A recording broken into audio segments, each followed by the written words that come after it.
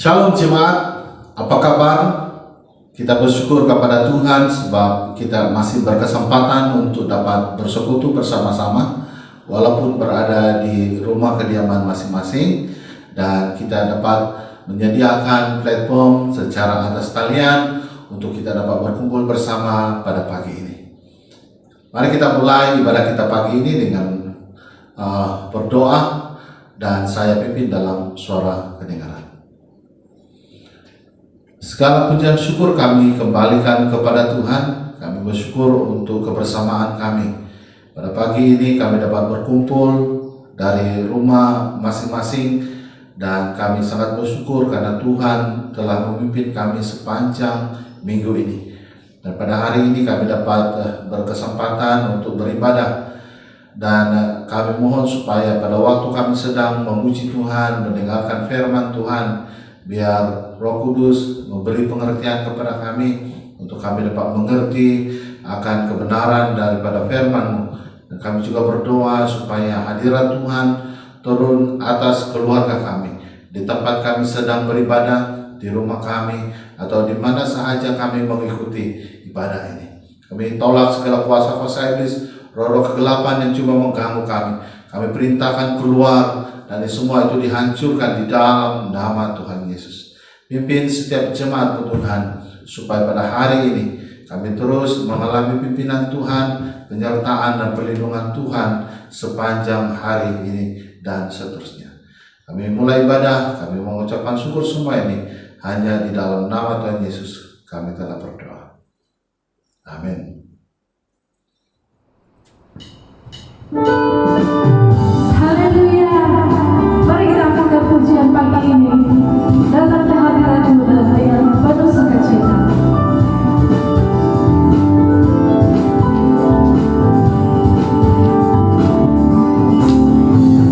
Datang ke hadirat Tuhan dengan hati yang penuh sukacita.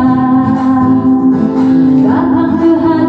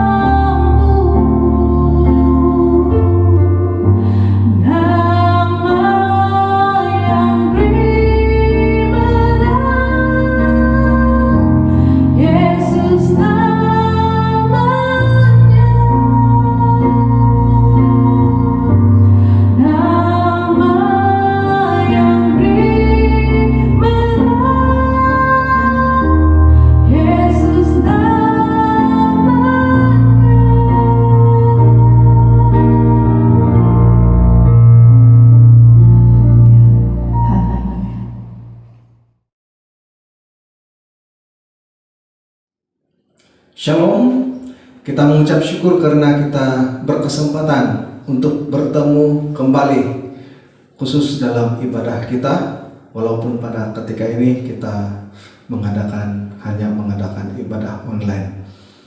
Sedang jemaah, beberapa waktu lalu kita sudah belajar tentang Paskah dan juga Pentakosta.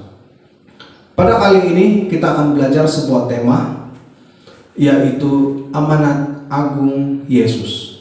amanat agung Yesus. Kita membuka Alkitab kita di dalam Matius 28. Kita mulai ayat yang ke-18 sampai yang ke-20.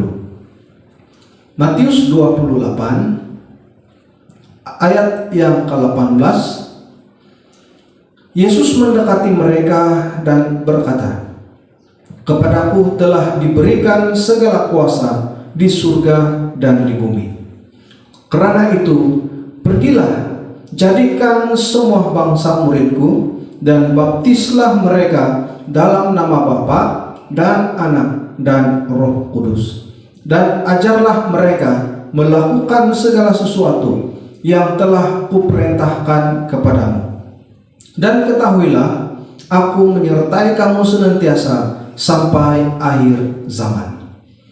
Sedang jemaah yang dikasihi Tuhan, semasa Yesus hidup di dunia ini, Yesus telah melayani dan menjadi modal terbaik kepada para murid-muridnya, yaitu para rasul.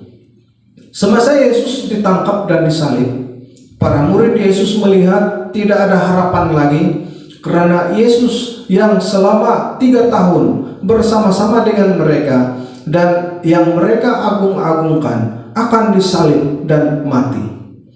Namun jangkaan mereka meleset sekali.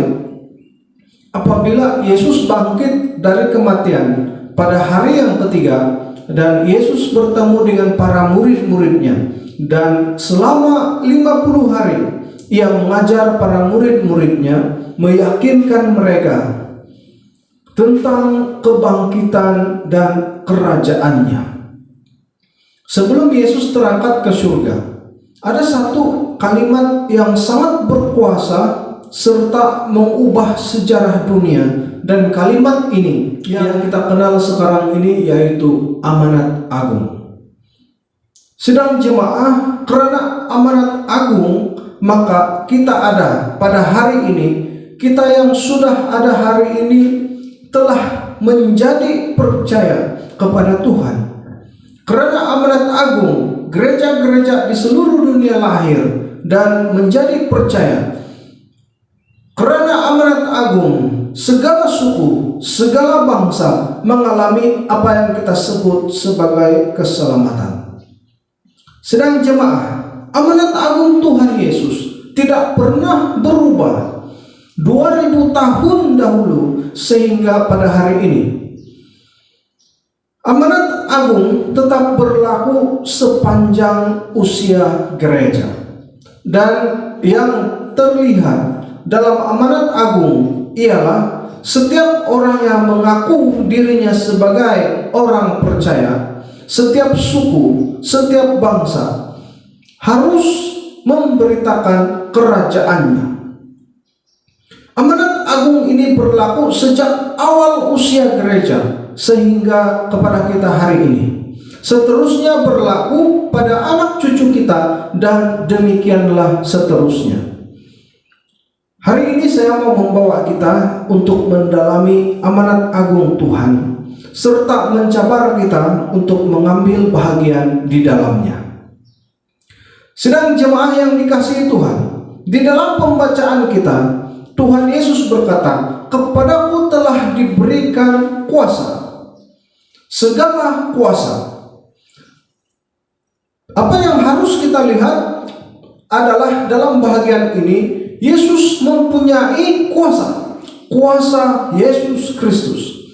Dikatakan dia berkuasa di bumi. Tidak ada satu pun yang terjadi di bawah kolong langit ini tanpa sepengetahuannya. Dan dia giat bekerja menopang dan mengatur segala sesuatu di bumi agar tidak musnah dan tetap berjalan menurut kehendaknya sendiri. Selain itu, kata Yesus, selain dia berkuasa di bumi, dia juga berkata berkuasa di surga. Dia pemerintah tertinggi di surga karena dia adalah raja. Dia yang menentukan siapa-siapa yang akan masuk surga dan mencatat nama-nama orang yang dikehendakinya di dalam kitab kehidupannya. Di bumi dan di surga adalah di bawah kekuasaan Tuhan Yesus.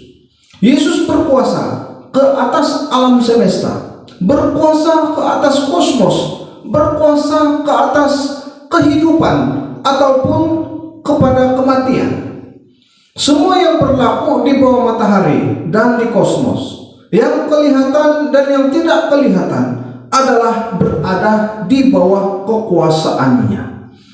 Dia berkata, di bumi, di surga, segala sesuatu yang terjadi di bumi dan yang ada di surga, semuanya di bawah kekuasaannya.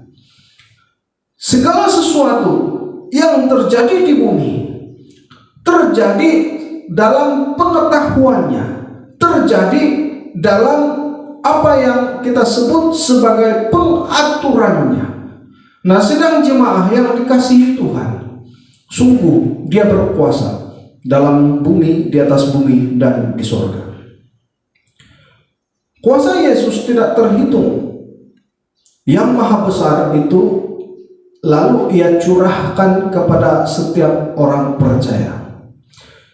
Yesus mencurahkan kuasanya kepada semua orang percaya untuk yang pertama memberikan kesaksian mengenai dirinya. Tuhan berkata, aku berkuasa di bumi dan di surga. Lalu kuasanya diberikan kepada orang percaya, dicurahkannya kepada semua orang percaya untuk memberikan supaya orang-orang percaya dapat memberikan kesaksian mengenai dirinya, yaitu kabar baik. Kabar baik inilah yang diberitakan oleh semua gereja-gereja Tuhan.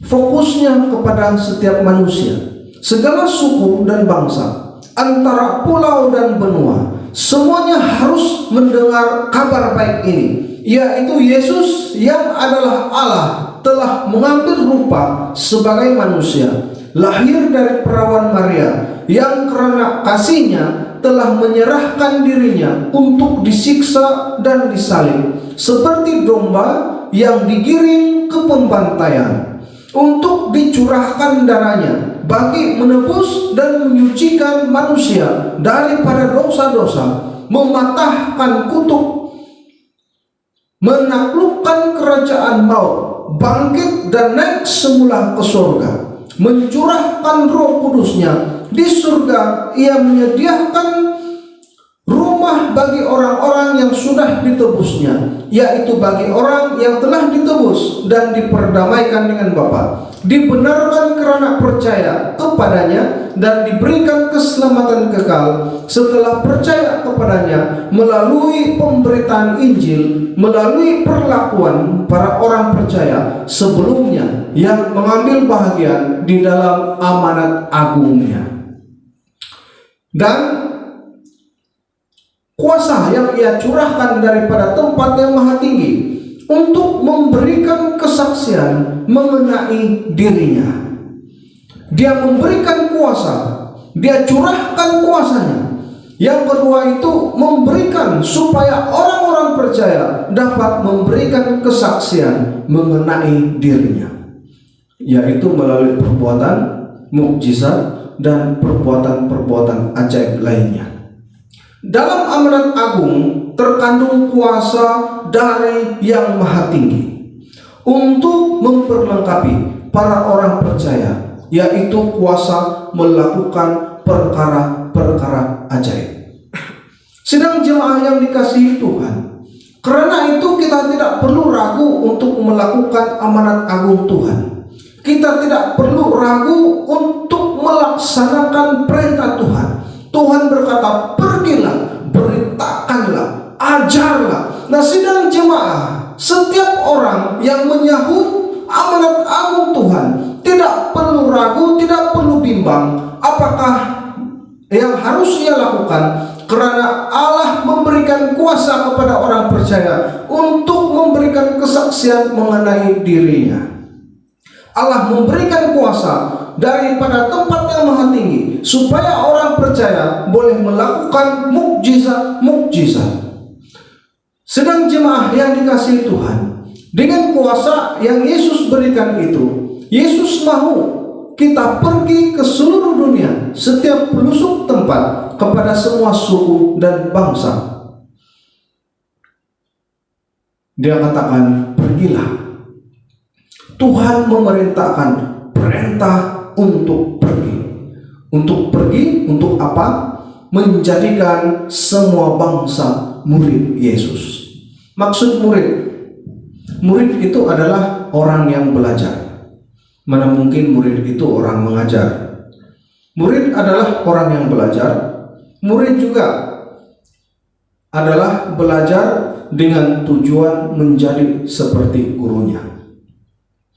Sedang jemaah yang dikasihi Tuhan, Tuhan memerintahkan, pergilah, jadikan semua bangsa muridku. Tuhan mau segala suku, segala bangsa menjadi murid Tuhan, belajar tentang Tuhan, dan menjadi guru kepada orang-orang lain. Sedang jemaah, lalu Tuhan berkata, baptislah mereka. Setelah mereka dimuridkan, harus membaptis mereka dalam nama Bapa dan Anak dan Roh Kudus. Bukan bermakna kita ada 3 Tuhan. Maksud baptisan itu mati dan dikuburkan dan bangkit bersama-sama dengan Yesus. Baptisan itu adalah simbol pertobatan, yaitu meninggalkan manusia lama dan mengenakan manusia baru. Baptisan itu harus dilakukan setelah kita bertukar menjadi manusia baru, yaitu meninggalkan manusia yang lama. Baptisan itu dilakukan setelah kita bertobat. Pertobatan disakramenkan melalui pembaptisan. Membaptis mereka dalam nama Bapa dan Anak dan Roh Kudus juga adalah penegasan tentang karunia doktrin Allah, yaitu pertobatan melalui doktrin Tritunggal Allah. Penegasan tentang kemurnian doktrin. Nah, sedang jemaah yang dikasihi Tuhan, Allah mengatakan bahwa pergilah, jadikanlah semua bangsa muridku, baptislah mereka dalam nama Bapa dan Anak dan Roh Kudus. Lalu yang terakhir dia katakan, ajarlah mereka melakukan. Di mana-mana tempat yang sudah ada orang dimurid, maka tugas selanjutnya ialah mengajar mereka untuk melakukan segala sesuatu seperti yang diperintahkan, yaitu perintah yang sama yang telah kita terima. Sedang jemaah yang dikasihi Tuhan, mengajar para murid baru untuk melakukan segala sesuatu seperti perintah yang sama yang telah Allah berikan kepada kita. Allah perintahkan kepada kita untuk menjadi murid, membaptis, mencari murid. Jadikanlah semua bangsa muridku, membaptis dan juga mengajar. Setelah kita melakukan, orang yang kita ajar itu harus melakukan perkara sama seperti yang kita lakukan. Maka di situ kita lihat ada konsep pemuridan dan mengembalakan. Untuk maksud ini, maka setiap orang percaya harus, yang pertama, menjadi modal untuk membentuk modal. Faham maksud saya? Menjadi modal untuk membentuk modal. Itu kita namakan konsep pelipat gandaan. Tuhan mau supaya kita yang sudah menerima menjadi modal yang terbaik untuk mencari dan membentuk modal yang baru, supaya orang yang sudah dibentuk dan menjadi modal yang baru menjadi modal yang terbaik pula, lalu mencari lagi yang lain, sehingga berlakunya rantaian dan pelipat gandaan. Hari ini orang Kristen ramai yang tidak suka menjadi modal dan mencari modal. Hari ini ramai orang Kristen yang setelah bertobat, setelah menerima Yesus, setelah dimuridkan, setelah dipelihara, setelah digembalakan, merasa senang dengan hanya datang ke gereja, pergi lakukan perkara biasa, tanpa mencari orang baru untuk dimuridkan kembali. Nah, sedang jemaah, amanat agung Tuhan terpakai untuk semua orang percaya. Tidak hanya terpakai pada fase, pada penetua, dan juga yang lain. Tetapi terpakai untuk semua orang yang percaya bahwa Dia adalah Tuhan.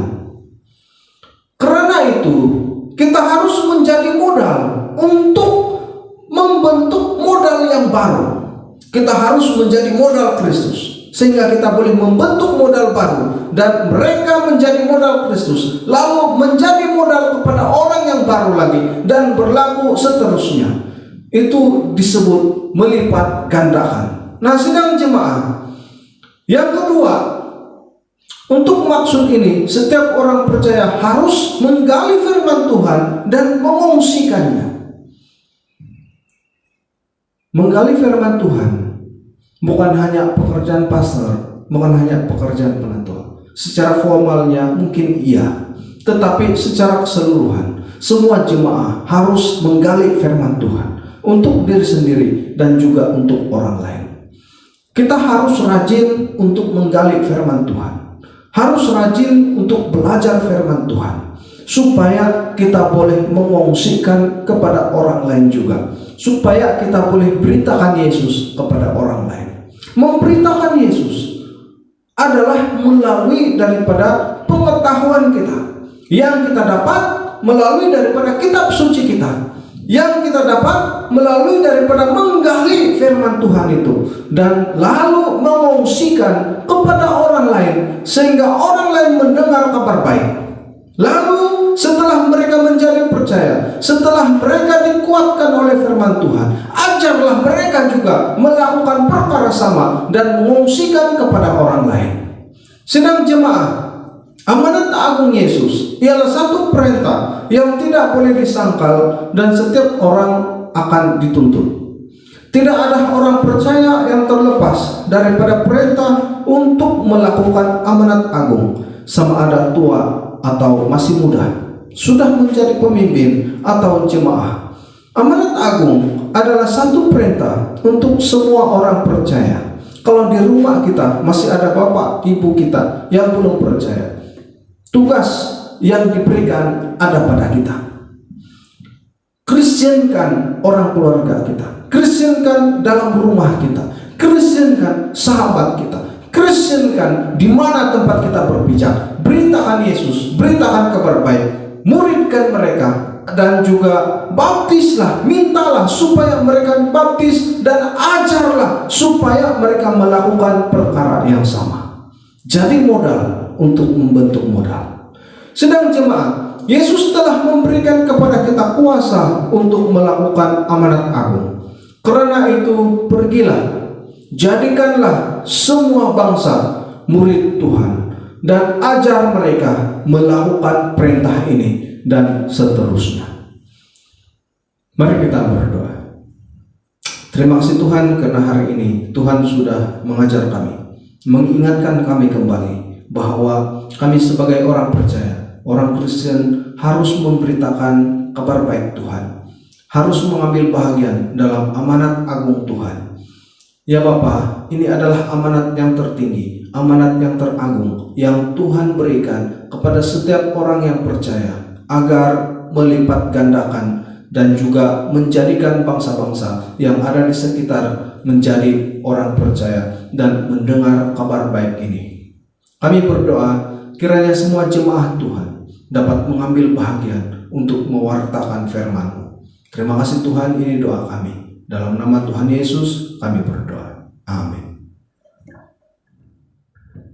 Puji Tuhan untuk kebersamaan kita sepanjang waktu kita beribadah sebentar tadi.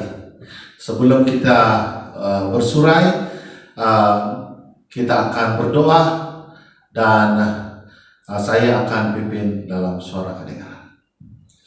Sekali lagi Tuhan, kami menaikkan ucapan syukur kami kepada Tuhan. Kami sudah selesai dalam ibadah kami pagi ini. Kami menyerahkan seluruh keluarga kami, jemaat kami, supaya pada waktu ini dan seterusnya hari-hari yang kami lalui, kami terus berada dalam pimpinan Tuhan.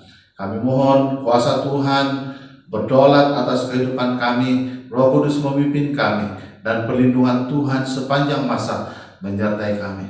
Kami juga berdoa dalam apapun yang kami lakukan sepanjang minggu ini, baik pekerjaan, usaha, pembelajaran, semua itu Tuhan kami serahkan ke dalam tangan Tuhan, supaya apapun adalah untuk memuliakan Engkau Tuhan.